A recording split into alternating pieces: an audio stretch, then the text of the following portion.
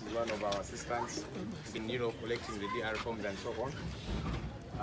He will just narrate what happened, I guess, last night and here as of this morning.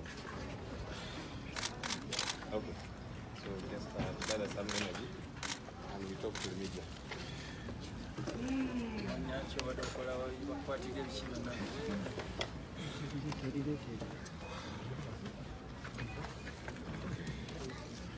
My name is Andrew Natumanya.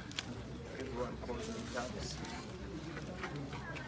Yeah, I'm the lead photographer for Honorable Chagulanyi.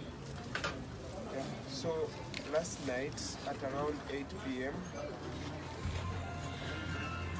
I was going to meet Gordon to deliver to him DR forms for Usoga sub-region that I had gathered from our contacts in Usoga sub-region.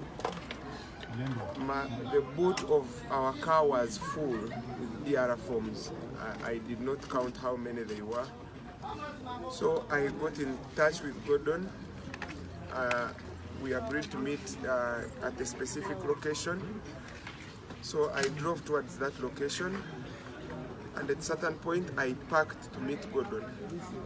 After realizing, after seeing the car that he had told me he was in. So he drove ahead and directed me to follow him to where he was parking. So immediately when I parked the car, in a very short while, the whole entire car was surrounded with armed people. They weren't in uniform.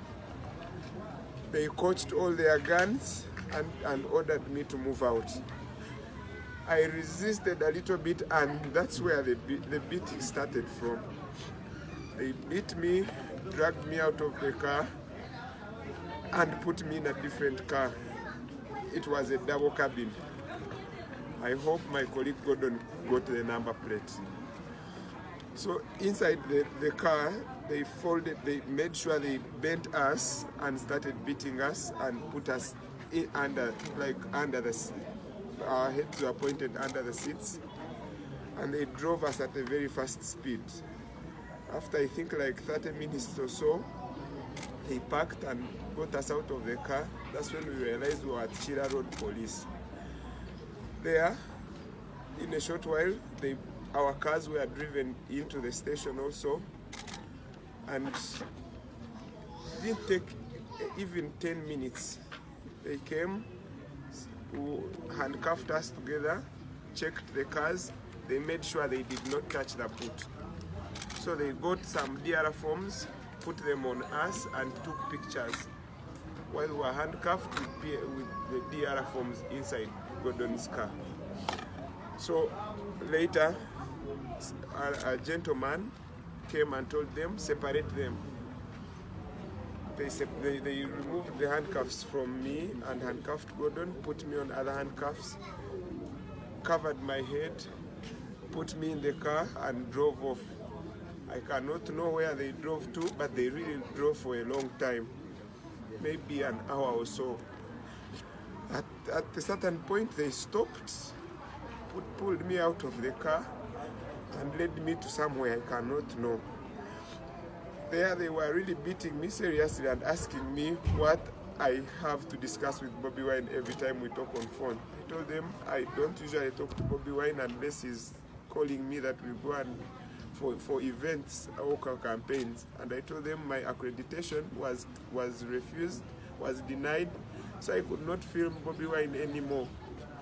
But they insisted and said, even today, meaning yesterday, you have been talking to Bobby Wine and the wife. At that point, one of the gentlemen said he's not going to talk.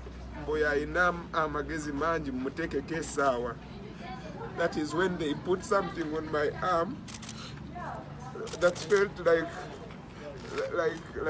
I had been connected to electricity. My whole entire body was shocked for some time, and from that time when I try to hold something, my whole entire body keeps shaking. So they beat me and asked me what Bobby Wine is planning. I told them I don't have any of his plans. Told them my only role is to take photos. They asked me where I put the photos that I collect. I told them I give them to to Bobby Wine. Then they left me after some time. They handcuffed me. They shifted the handcuffs and put them at the back. They tied my hands from the back and left me there. Even when I could try to touch, it was I think like a big room. So from there, they in the morning they came. Inside the room, it was visibly still dark. They put off the hood, and the gentleman asked me, "Do you know me?" I told him, "I do not know you." He put back the hood and held my hand and led me to a car. From there, they drove and came to Chira Road. In Chira Road, they just put me on, the guy removed his handcuffs and handed me over to the police officers there, who handcuffed me again and drove me to my residence. They turned everything upside down and took whatever was of their interest. On the search form, they only wrote that they picked my computer, but they took everything, the cards of my camera, the DRF forms that were in the car. I'm told they are no longer there. Every recording equipment they found at my home, they took it. Up to now, even my phones, they took them. Also the ones that I had not been using over time that they found at my home, they took them. Then later, they drove me to Old Chira, the other Old Chira of Namugongo, where they signed forms, I do not know which ones. Then they brought me again to here, opposite Kabera Country Club, drove me down. That's where I found Gordon. They just, when I reached, they told me to sit and record a statement. I recorded my statement, and another gentleman came in with bond forms and told me, sign here. Also, Gordon had been given his and he signed.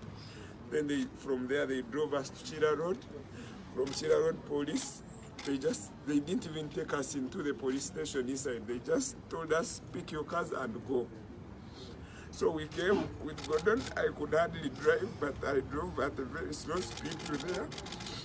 From there, we came to Gordon's house, and in a very short while, the detectives were back. They found us talking on phone with Mama Solo. Mama Solo is Bobby Wine's wife. And they also took the phones they found there. So we cannot know whether they are still following us or not. All I can tell you is that we are not safe at all.